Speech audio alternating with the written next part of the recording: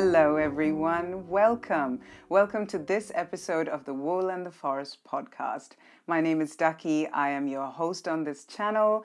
I am a textile artist who primarily works with hand-dyed, indigo-dyed textiles and hand-woven textiles, making both wearable art and non-wearable art. I am a knitter and a spinner and a lover of all types of fiber crafts, and I love working with natural materials, but my overwhelming love is for wool, of course, as the title of this podcast will give you a hint. I love working with wool in all its forms. Today is the 28th of March and we are on the cusp of spring, and I am coming to you from the Olympic Peninsula on the Pacific Northwest coast of the United States, where I live in a little one-room cottage in the woods on the slopes of the Olympic Mountains with my husband and my 4 children, all of whom who are 11 and younger. I live in a very out-of-the-way area, so this podcast is a way for me to connect and reach out, and I absolutely love what this channel has become. I could not imagine when I first started that it would mean so much to me, all the connections I have made here. I love reading all of your comments every time I release a podcast. I love the love and the sharing and the chatter. So I encourage you, please, to leave comments and to leave as many comments as you like and to comment as you are watching the podcast. I love those comment trees. It makes me feel like I'm having a really sort of immediate chat with you. And I read every one of your comments and I do respond to every single one of them. So know how much it means to me to receive your words, and they just soak right into my heart. So thank you, and please keep them coming. So today's episode is the spinning edit of the Wool and the Forest podcast. As I promised in the last episode, that I would dedicate an entire episode just to talking about my spinning with no knitting involved, to talking about my processes of working with fleeces, my love for spinning, and most importantly, to get your help in using up my handspun stash, which I've actually been struggling with. So here I am, I'm finally delivering on my promise. And in terms of a podcast outline, so that you can know what to expect in this episode, first off, we will start with a little handspun show and tell. So I will show you everything I have so that we have a plan on what we're working with. And secondly, we will move on to sharing a little bit of things I have already knitted with my handspun, which is not a lot, but I will show you some projects that I've already worked on with my handspun. And then finally, I want to talk a little bit about an idea I have received from somebody who I follow on Instagram since the last episode, which is kind of the only real idea I'm playing with right now in order to use up a lot of my handspun in one go. But this episode is mostly about you and all the clever, wonderful ideas that I know that some of you experienced knitters and spinners, especially people who spin in order to knit all the time, you will know how to help me. So I only have one idea, so I'm hoping for many, many more ideas through you and through this episode. So let's jump right in. So jumping straight into the spinning edit of the podcast, I do have a plan. So my plan today is that I'm going to first show you all the handspun that I have. I've gone and weighed them and written out sort of approximately what kind of WPI whips per inch, not whips per inch, wraps per inch each of the skeins are, and how much I have of each of them, whether they are single ply or 2 ply or whatever it is. Basic idea of the fiber. I've put little tags on all of them. That's something I did beforehand, actually. And the plan is that in the description box, or actually I'll pin a comment on the top of the comment field, I'll list out all of these skeins that I'm about to show you, and then you can go ahead. Each skein will have a number, or each set of skeins will have a number, and you can go ahead and use the numbers to tell me, number 1, a good project is XYZ, or number 2 or number 7 is a good idea is, why don't you knit blah blah blah. So something like that. So I do have a plan, and I think it's going to work out. So let's start with these skeins, which I have sitting here in my little basket. Isn't that beautiful? My pretty little basket of Handspun. Let me put my milk tea over there. So there it is. I suppose some of you more prolific knitters and spinners are thinking, that's not an awful lot of wool, but it is for me. I don't get a lot of time to knit, nor do I get a lot of time to spin. So this has been collected, and I've gone, for months sometimes over the last few years, not being able to spin or knit at all because, I was pregnant or had just given birth, or I was, life with 4 children, especially when my 2 older ones were still being homeschooled, which they are not anymore, by the way. They're in-person school now starting last September. So they're about to come to the end of their first in-person schooling experience. But before that, my now 11 and 10-year-old was homeschooled from the beginning. So life has been very full, but this is what I've managed in that time. So let me start with the first one I can see. So, yes, actually, this is a good idea to start with this one. So the first skein on our mission here that I'm going to share with you is this beauty. I'm going to let the camera focus. I'm going to take my time showing these to you too, because I think sometimes I rush through these, and I had a couple of you, my dear friends, letting me know in the comments that you would like to see more sort of detail on things that I'm sharing and to take my time over it. I'm listening to you now. Always listen to my viewers and supporters on this channel. So this is a skein of spun in the grease Icelandic from Iceland. So a few years ago, one of my friends traveled to Iceland, and she knew this was actually around the same time that I was doing my audio podcast called Tog and Thel, where I spoke, which was dedicated entirely to my love for Icelandic wool and exploring the breed of Icelandic sheep, and talking about their history and how they came to be, and speaking to Icelandic wool workers. It's something I did a few years ago, and that podcast has ended since then.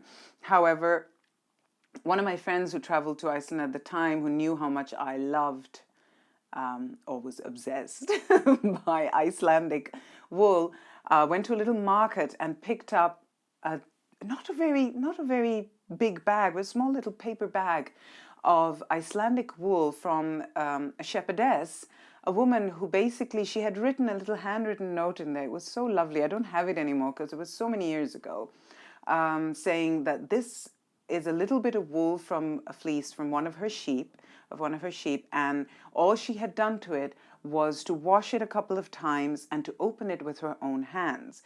And that very little other than that has happened to it. So it was basically unprocessed Icelandic wool from an Icelandic sheep living and being raised in Iceland. And I was interested, and there was a lot of grease. So it is spun in the grease. And I was interested to experience that, because one of my first guests, in fact, my first guest, actually, yes, she was my first guest on the Tog and Thel podcast, was an incredible fiber artist and spinner, and just, incredible woman who I still follow on Instagram. Her name is Maya Siska, and I learned so much from her. And one of the things she said on that during that interview is that I need to spin with Icelandic wool from sheep living and being raised in Iceland to see and experience what she means when she said that it's a completely different experience to the wool coming from Icelandic sheep in other parts of the world, for example, who are bred and raised in the US. And she was adamant that it is a class apart, that the Icelandic wool coming from Iceland is like miles away and beyond of a different and, in her opinion, a much higher quality. And spinning experience was just magical, and that there was something that was not there in that, that was missing from the Icelandic sheep who were raised elsewhere. So I remember her saying that. I'm thinking, oh, I would like to actually see if that experience held true for me. And personally, it really did. I have worked with Icelandic wool, spun it from a fleece I had obtained of an Icelandic sheep out in the East Coast here. However, this was something else entirely. I mean, I felt like there was no need to process this wool at all, because it spun so beautifully just as it was. And I know what she meant now. It is one of the most special experiences of spinning I have ever had. And here we go. I'll just show it to you in the skein. The color is magical. It's like this golden toffee color with lots of flecks of darker gold and bronzes going all the way through it. So there it is. And in terms of the details of the skein, it is, I've written here that it's about a sock, somewhere between a sock weight and a sport weight. And I have 130 grams. So this information is going to be there in that pinned comment. So number one, we have the Icelandic, about 130 grams of sock to sport weight, and it is spun single ply. So there's that one. All right. So let's move on to the next, because I have so many. I don't want this episode to be unreasonably long either. So next on the lineup, on the runway, we have these beauties. Now these are, what are they actually? Oh yes, this is spinning fiber from Honer Och Eir, the makers of Nutiden yarn, the unspun yarn that I love working with, which actually this jumper that I'm wearing is worked in.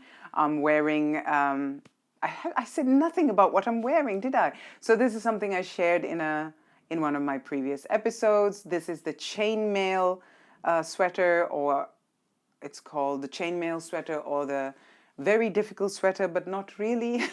It's from Elizabeth Zimmerman's Knitter's Almanac. And this is my interpretation of it. And it's knitted entirely with Nutiden unspun, held with Icelandic Einband, the lace weight. Yes, so that, and so the same people who made this yarn of the jumper I'm wearing, they also make spinning fibers. And very many years ago, before they were making Nutiden, I obtained some of their spinning fibers, and a lot of my stash is actually Honer Och Eir, Swedish spinning fibers. And this is, I believe, one of the old Swedish breeds. And you can see the color. I'm going to hold just this one because it's all the same color. Take it out of the skein. All right. I hope you can see that. Beautiful, light, almost silvery lavender is how I would call it. It's sort of there's a lot of silver in it. There's a lot of light in it. And there's very subtle lavender that is going through the whole thing. So I would call it more silver shot with lavender than the other way around. It is gorgeous, and it was just such a delight to spin. And I have actually, in some of them, you can see that there are a few flecks, little flecks of gold, coppery gold browns that are caught in the lavender. And yeah, there it is. So I have spun this in two different ways. I have two skeins that I have spun. Basically, they're approximately worsted weight. So these two are worsted weight. And I have 160 grams plus 125 grams of the worsted weight version of this. And then I have here the single ply version, which came to spun up to about like a sport weight, and I have about 70 grams of those. There's quite a lovely halo on, especially the single ply, because some of the halo is trapped by the plying process in the two-ply version, the worsted weight. But this one comes to about a sport weight, and there's 70 grams on it. My idea had been to be able to mix the single ply and the two-ply worsted in the same and kind of use it in one project, because I would really like to be able to kind of use it all in one. So if you have any ideas for that, I would really, really appreciate it. So there's those. Now, moving on. So here, very quickly, I have a couple which are almost the same. Again, Honer Och Eir, Nutiden, makers of Nutiden, Swedish spinning fibers from many years ago. And these were little samples I got from them. And I didn't really know what to make with them. And even though I don't usually knit with marled yarns at all, I just, for fun, you know, they were samples. I just wanted to see what would happen. And they're both, I think they're both about the same. Yeah, so I've written here that they're both about Aran, somewhere between an Aran and a worsted weight. And I have 63 grams on one, 55 grams on another. So let's just say, round it off, like 50 grams, round down a bit. I'm always safer when you round down, of each skein. And this one here, you can see, I hope it's not too bright. The weather is nuts today. I should have made a disclaimer earlier in the episode that we're having a massive storm just blowing, Pacific storm, of course, just blowing around the cottage, and the cedars and the giant Douglas pines are just, they're just dancing. I can see them all through my window here in the front and on the side. So if you're hearing like something is crashing against the studio walls, it's because it is. Our woodshed is attached to the studio walls on that side, and to protect it from the rain, my husband has this great big like tent tarp thing over it. And when the wind is this busy, this stormy, even though it's all attached, you know, some of the parts of the top just flap, and yeah, it sounds like it's going to take the wall of the studio off. That's how strong the winds are right now. So I hope it's not disturbing you too much. Anyhow, let's carry on. My disturbances notwithstanding. Here we go. So this is a really lovely one. Purple on light purple. I mean, it's very pastel. Again, unusual for me, but they were samples, so I wanted to use them up, and they're very, very lovely. They're soft, two-ply, and these two colors matched very nicely. So it's like a pink and I believe, now that I'm looking at it, actually, it's the pink of the sample fiber and a little bit of leftover from this one, actually. It's the same silvery lavender that's been marled with the pink fiber in this one. So for these, and here it's again the same. There's a little bit of the silvery lavender and a sample of like a toffee coffee color, light toffee coffee color. So there it is. And I have a feeling that these will belong together because as colors, they really do go nicely together. And I think they will work in a single project. So I don't know, maybe socks, maybe mittens. I'm not sure, but it's a nice sort of firm spin. The other ones, like I have a tendency to spin loosely. I like a yarn that maintains a lot of air and where not all of the fibers are trapped by either the plying or the initial spinning of the single ply. So like this one is an example of the kind of hand spun I really enjoy spinning and like having, where it's a lot looser. But this one has been spun a little bit tighter together, probably because the weights of the two yarns, of the two single plies, are markedly different. And they both came together sort of a bit more ropey. Again, it doesn't feel ropey, but it looks more ropey than my other hand spun. So there is that one. So that is number 3. So we're keeping track, right? Icelandic, Swedish, lavender, silver, number 2, and the marled ones are number 3. I'm going to group these together as number 3. And moving on, I'm going to show you this one, which is a sport weight. Again, it's a 2-ply sport weight, and I have about 140 grams. Again, Swedish. Spinning fibers from Nutiden, from Honer Och Eir rather, not from Nutiden. And so 138, and this is one of the finer spins I have done. So it's a 2-ply, which came up to being a sport weight. I have a feeling this is going to be socks. I have a feeling many of you are going to say socks. I'd rather not knit socks with hand spun right now. I've kind of, you'll see why, but this is kind of like it would make a nice sock yarn. However, I'm hoping for different ideas. It's a gray shot through with flecks of gold and browns. And yeah, again, very, very full of light, very luminous, very much in the same vein of this one here.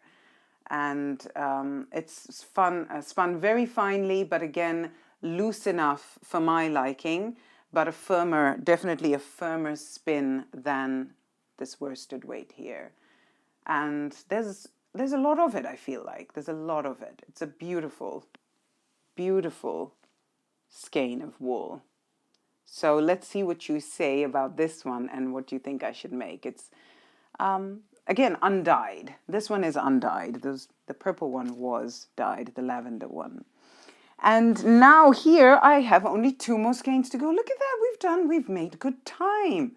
Now these are not Swedish fibers. These are Jacob's from Auntie Jan, who I've spoken about a lot on this podcast. This is from Jacob's Fleece Farm. This is from some of the original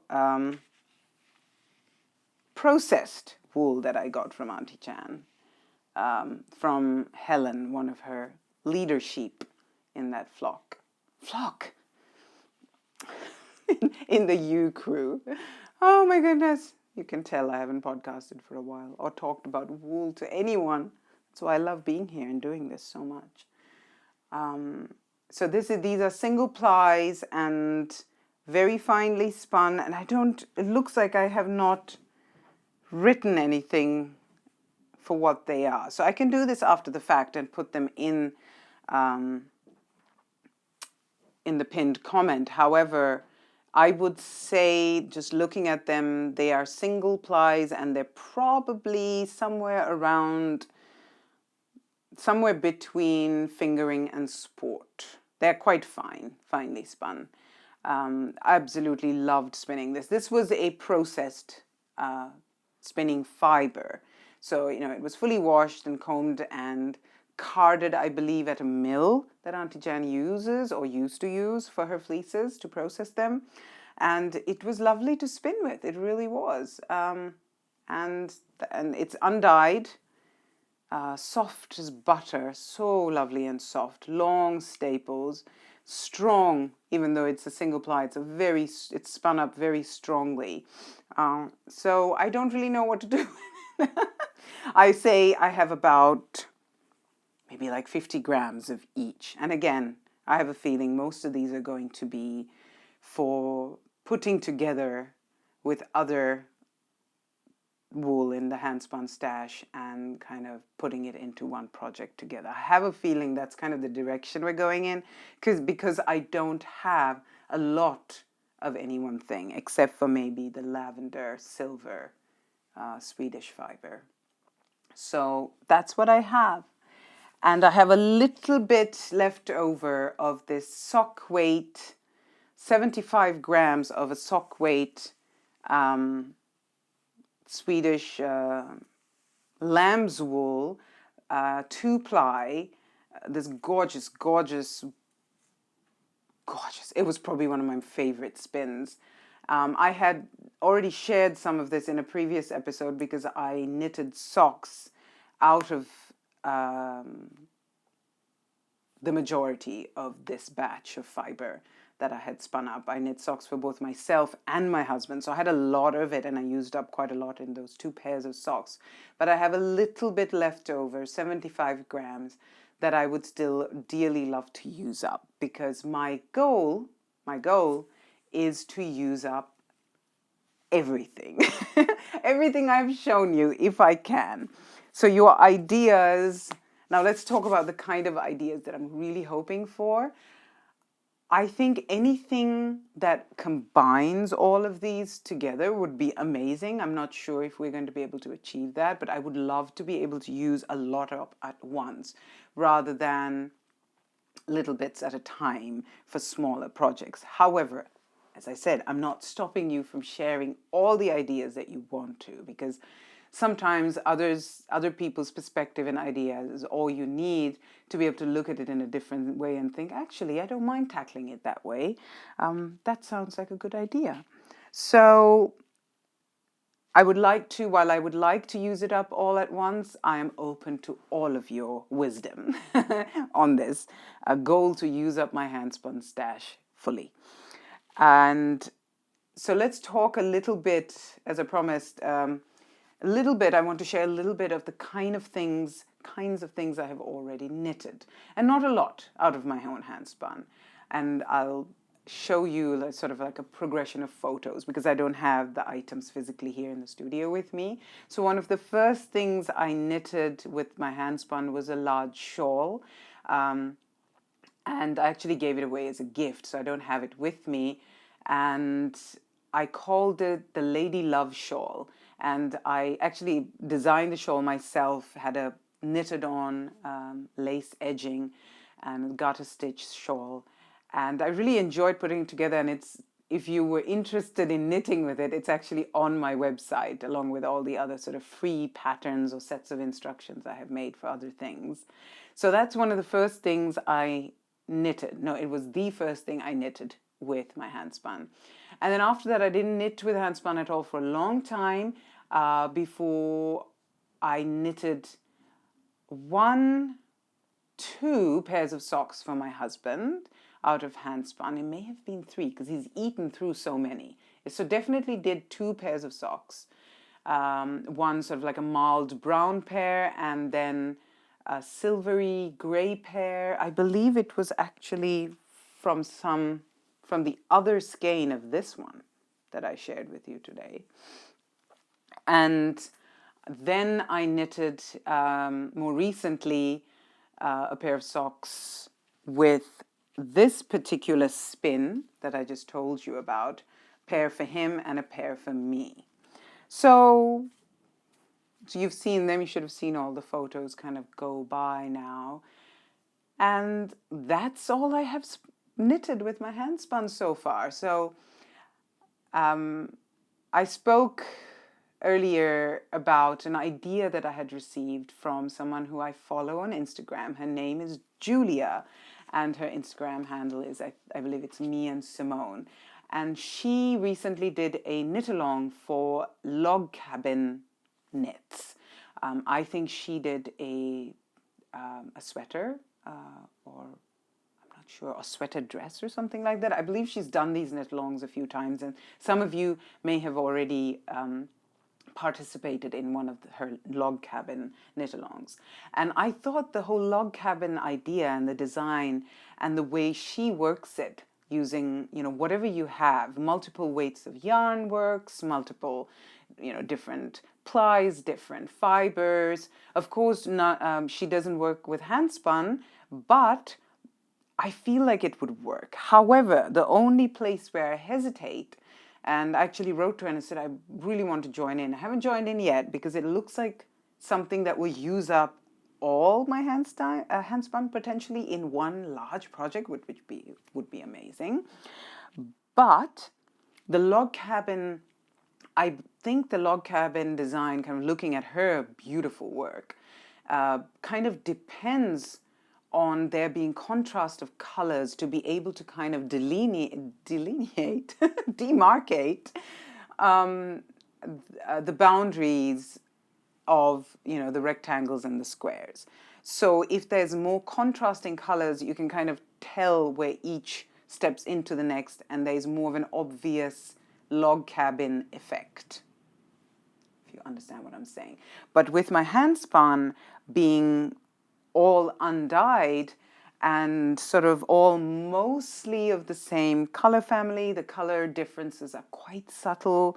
There's no great contrast in all of them, between all of them. I'm not sure if it will work out. However,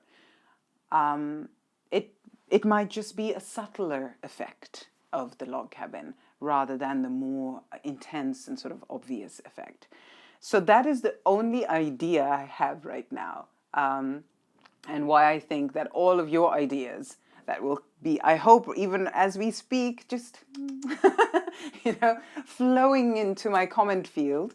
That's why I think it's going to be so useful, and that's why I really wanted to do this episode. So I can't wait to see what you share, because, of course, whatever you share, other spinners out there who are sitting on massive stashes of handspun, here's the place to come and look and get your ideas from. And I hope it helps many of you out there who are stuck like I am with a handspun stash that you would dearly love to work up, to knit up. So I think we have got to almost the last section of the podcast. Hooray! Let me have a little sip of this, though. The seasons are shifting, and whenever they do, my Vata tendencies are on full, alert and, fully dominating my system and making itself felt. And I tend to become, my skin is drier, my throat is drier, my nail beds are drier and peeling constantly in the transitions between winter to spring and autumn to winter, much more so than in the depth of winter. So you think that in the depth of winter, like December, January, February, I would have drier skin than at any other point, but that's not the case. It's the stepping stone seasons, in the transitions, when there's a lot more power of wind actually in the climate and in the atmosphere. And the energy of wind is stronger. The drying effect is, I just am very sensitive to it. So milky tea to keep me going and not sounding froggish. Talking about the frogs, oh my goodness, we had the most incredible frog orchestra last night. My husband actually got me outside in the middle of the night in the rain to hear the return of the frog orchestra. It was just it was louder than anything I had ever heard here. And we were both laughing and saying, oh goodness, someone's excited. Yes, it's that season of the birds and the bees and the frogs upon us. So where was I again? Goodness, I do tend to lose myself in these sometimes.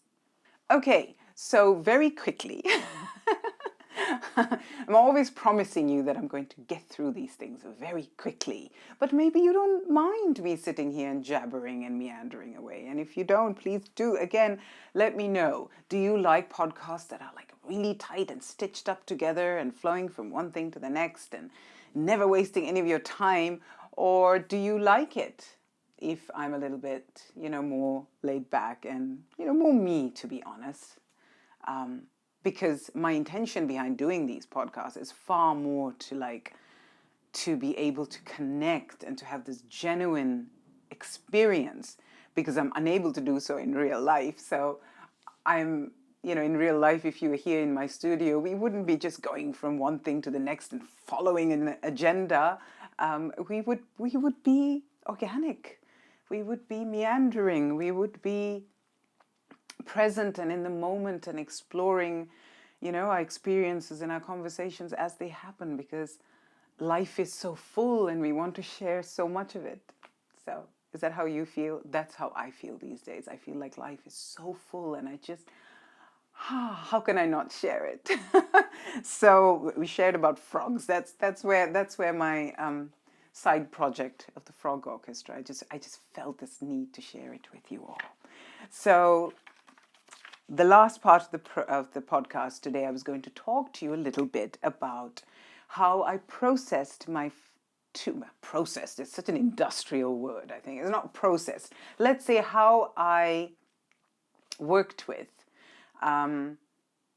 my first fleeces in the autumn of last year. So I mentioned this briefly in the last episode, but I've had actually 3 fleeces sitting in vacuum packed bags inside in my studio under my cutting table for years now. I haven't looked at them. 2 of them were Jacob's fleeces from Auntie Jan's that had just been sheared. They were sheared last year. I think this was from last year's shearing. No, 2 years ago. And then there was an Icelandic that was from an Icelandic fleece from a farm very nearby that was, again, I think at least 3 years ago that happened. And I had not touched them. And last year in the autumn, I decided that this was the autumn that I was going to make sure everything got cleaned and ready for spinning. And so I did a little bit. I took photos. I had, I think, about a week of really good weather in autumn, sort of the entry into autumn. I think it was like late August. And I took the opportunity to wash and make these fleeces ready.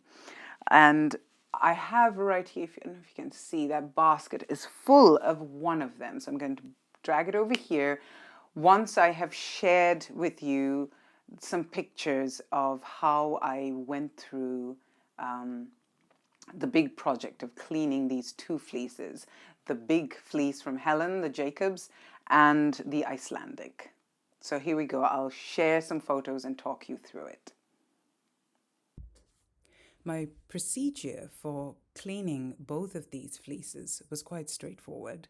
Helen's fleece and the Icelandic fleece had been sitting inside a vacuum-sealed bag for about 3 years, so I opened the bags up and I allowed the fleeces to sit in the dry, crisp, late summer air of August, like late August. And once that had been done, I took the fleeces out and I opened the fleece with my hands and removed a lot of vegetable matter just with my own hands. And by shaking the fleeces, a lot of it just fell off in sections.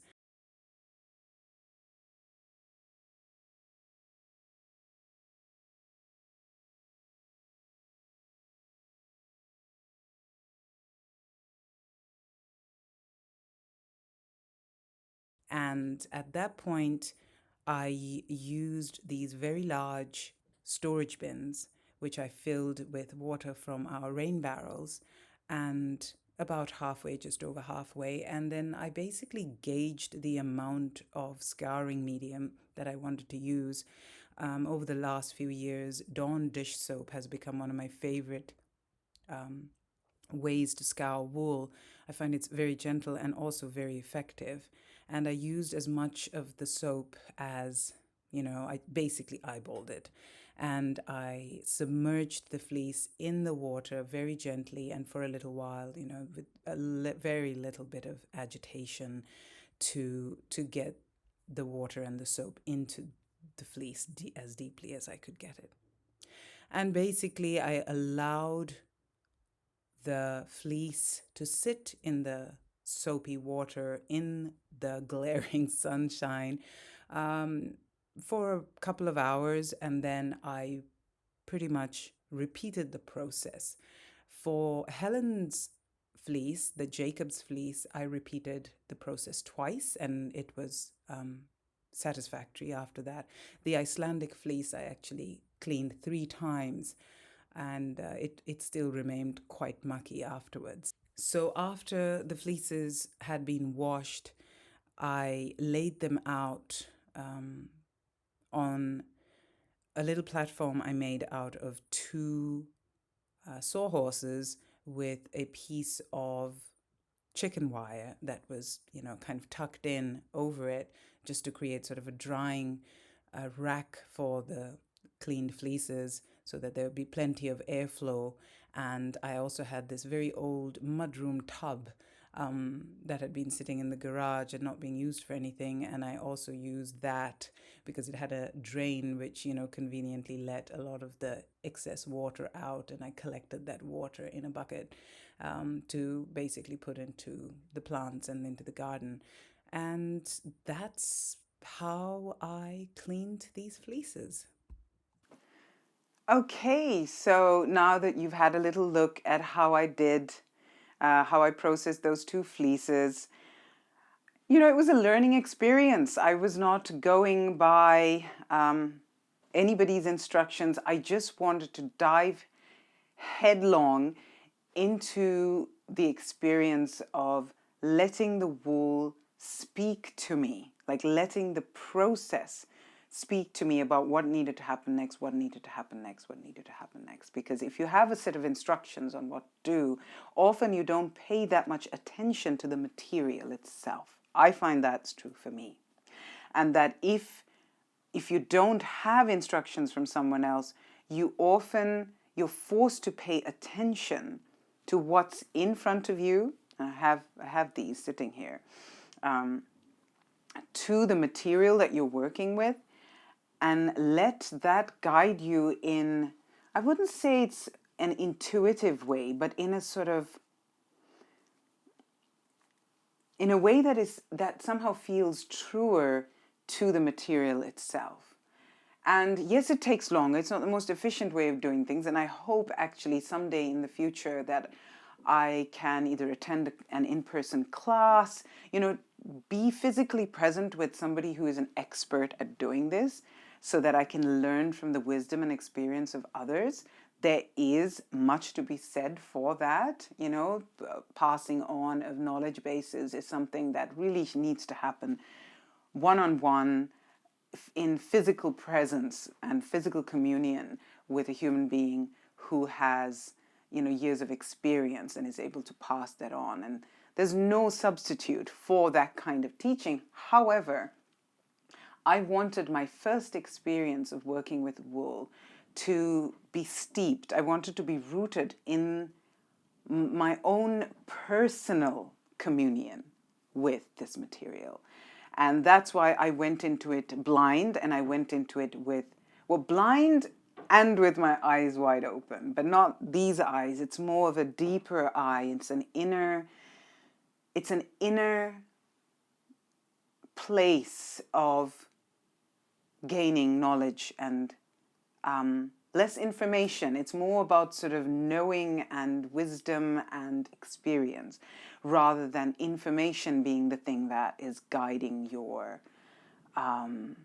development of knowing something more. I don't know. I know that sounded a bit convoluted. So instead of information being the thing that you are learning through, it is more experience and knowledge, because I don't actually tie knowledge and information together necessarily. So anyway, oh my goodness, such a ramble. that's what I wanted.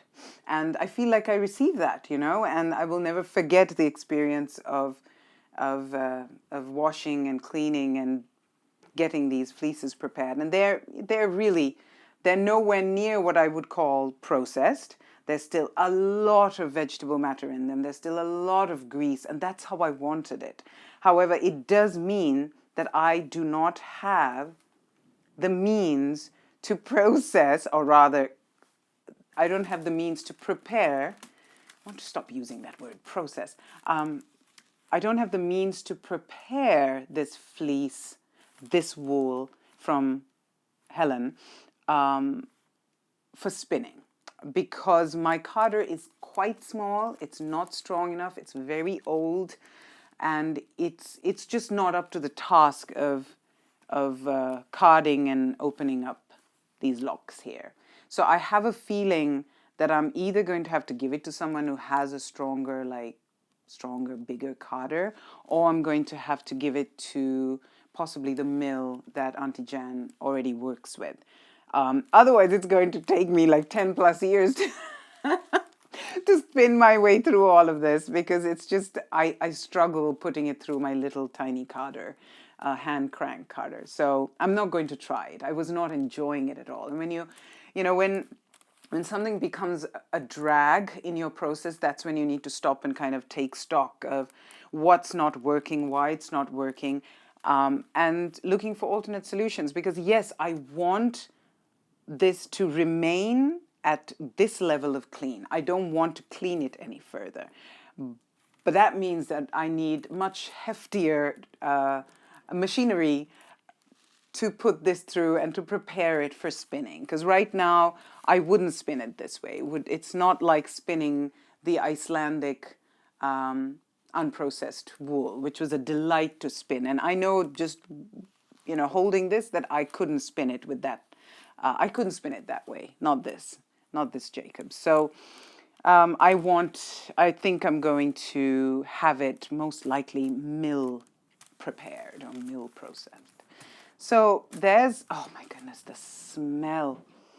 I've had it sitting next to me, and I just wanted to dive in.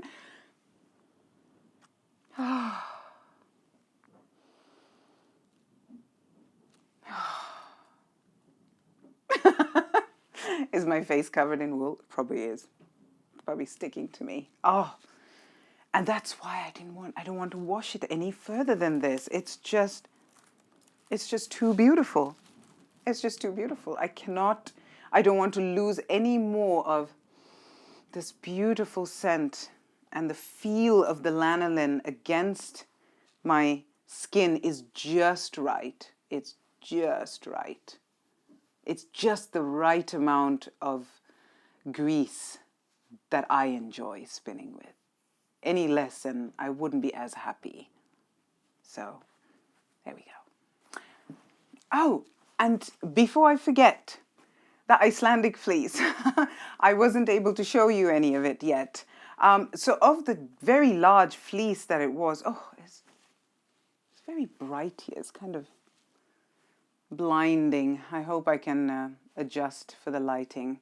So from the very large amount of fleece that I got, I was not able to use most of that fleece. It was in pretty poor condition, as I said, during that little bit where I showed you the processing of this. It was in pretty poor condition. Most of the fleece was very, very badly matted and far too dirty, and not just vegetable matter. So it was a bit of a mess. So I would say about 60% I had to, I put away for other purposes. So, to use in composting, to line my planter boxes, basically for gardening purposes.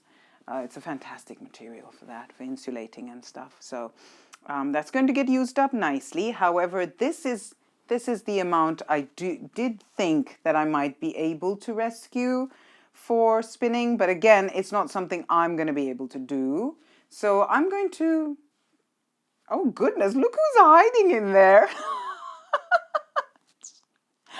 This is one of my little ones who have been coming and spending some time with me here in the studio. This is probably my 3-year-old little boy, little princeling Siddhartha. Yes, this is definitely him. This is a little needle felted owl that I made many years ago when I was still pregnant with my little Usha, my daughter number 3. And he's gone and stuffed it inside the Icelandic wool. So funny, because I was looking at it and I thought, goodness, that's a really matted bit that I didn't get to, but it wasn't. It was just the owl. So this is that fleece, and I don't know if you can tell, but oh, even though it was poor condition, it's still Icelandic, and it is so pretty. I don't know if I'm going to get around to spinning with this, though. So I might give it to someone who has the opportunity and the resources to get through that, to prepare it for spinning. Maybe. We'll see. But that's what I worked hard on. And I think that's all we have time for in this episode. So thank you so much again for joining me. I have very little life chatter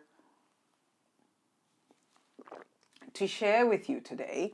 Not because there's not a lot going on, because I can't share most of it. Oh, I know I'm a master of creating that suspense and anticipation. But yes, I'm afraid the suspense and the anticipation is going to have to build for some time, because I can't quite share the details yet of what's going on. But there are big things happening, big changes happening in my life and in that of my family. And we are all being uplifted in the swell of change.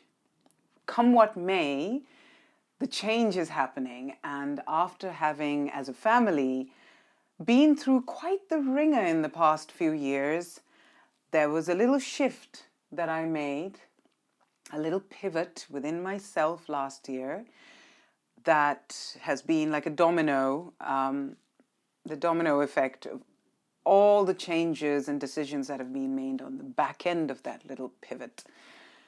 And I just feel like I'm flying. I just feel like I'm flying into a future and into a life that I have always wanted. A life that looks more like me.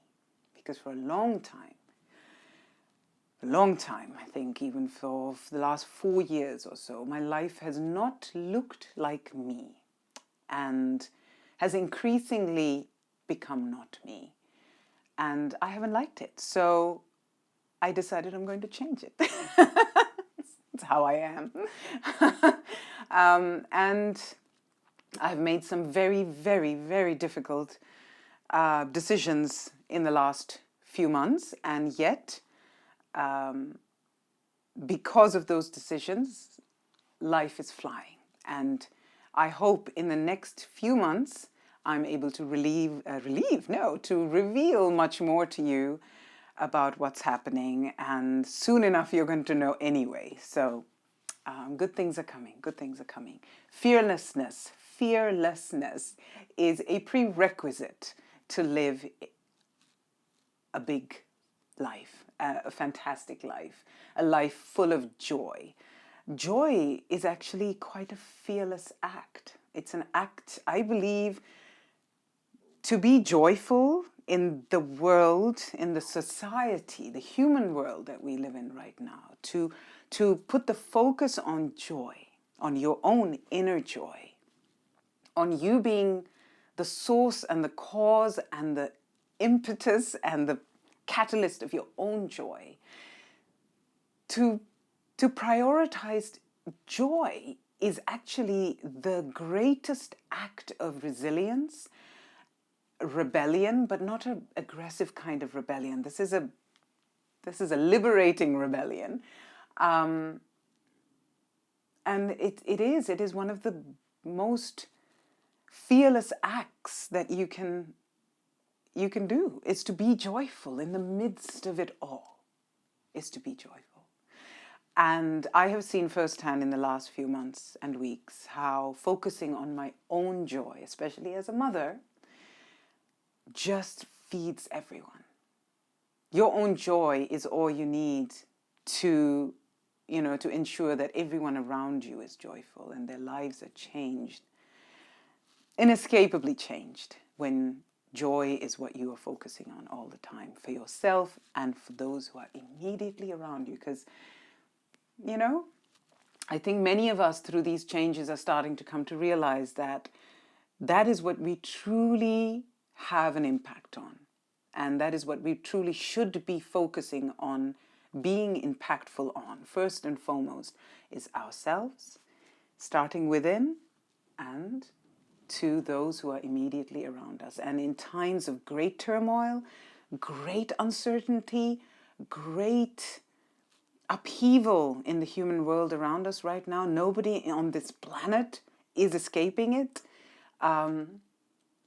That is how we keep our heads, and that is how we keep things going, so that what comes after all of this is worth living for. If we get through it all, focused on joy and love and on taking care of that which is immediately around us.